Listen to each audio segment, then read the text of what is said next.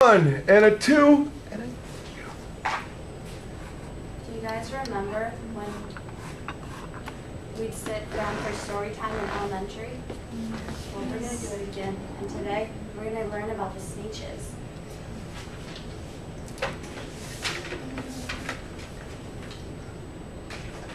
Okay.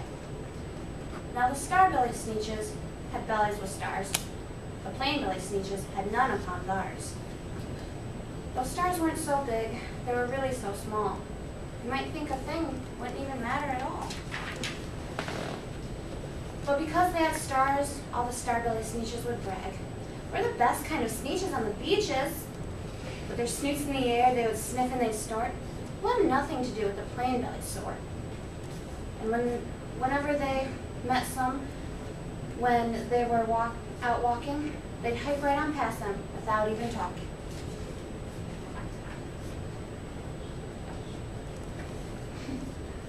When the star-bellied children went out to play ball, could a plain belly get in the game? Not at all. You could only play if your belly had stars, and the plain belly Sneetches had none upon theirs. When the star-bellied Sneetches had Frankfurter roast, or picnics, or parties, or marshmallow toast, they never invited the plain-bellied Sneetches. Sneetches, they left them out cold. In the dark of the beaches, they kept them away, never let them come near, and that's how they treated them year after year.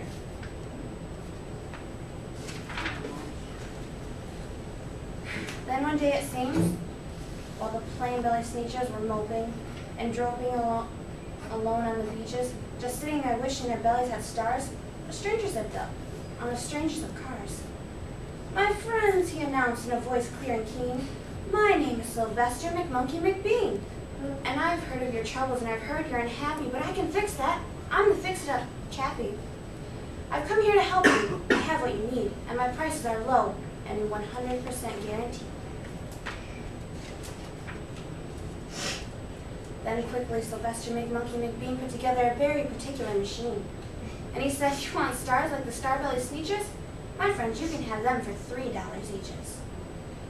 Just pay me your money and hop right aboard." So they clambered inside, the machine roared. And it clonked and it bonked and it jerked and it burked and it bopped them about. The thing really did work. Then the plain-bellied Sneetches popped out and they had stars. They actually did. They had stars upon theirs. They yelled at the ones who had stars at the start, "We're exactly like you. You can't tell us apart.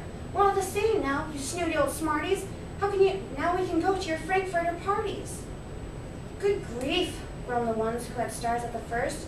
"We're still the best Sneetches, and they're the worst. Now how in the world will we know?" They all frowned.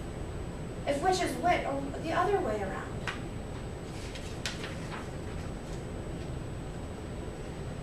Then up came McBean with a very sly wink, and he said, "Things are not quite as bad as you think. So you don't know who's who. That's perfectly true. But come with me, my friends. I know what to do.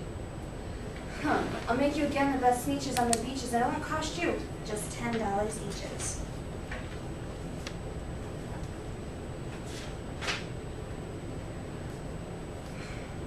"Belly stars are no longer in style," said McBean.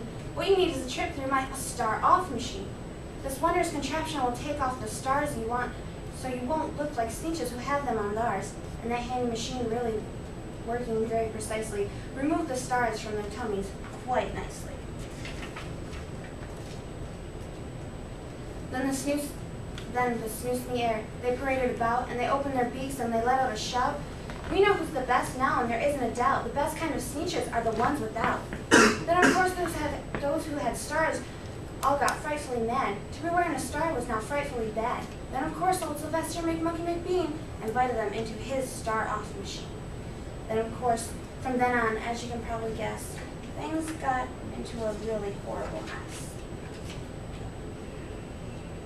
All the rest of the day on those wild, screaming beaches, the fix-it-up chappie kept fixing up Sneetches, on again, off again, in again, out again. Through a machine they roared about and about again, changed their stars every minute or two. They kept changing money and they kept running through, until neither the plain nor the star-bellied Sneetches knew which one was which, or that was who, or what was what, or who was who.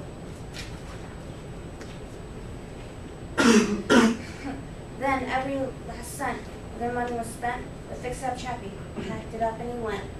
And he laughed and he drove in his car at the beaches. They'll never learn. No, you can't teach a sneetch. But McBean was quite wrong, I'm happy to say. The sneetches got really quite smart on that day. The day they decided that sneetches are sneetches, no kind of sneetch is the best on the beaches.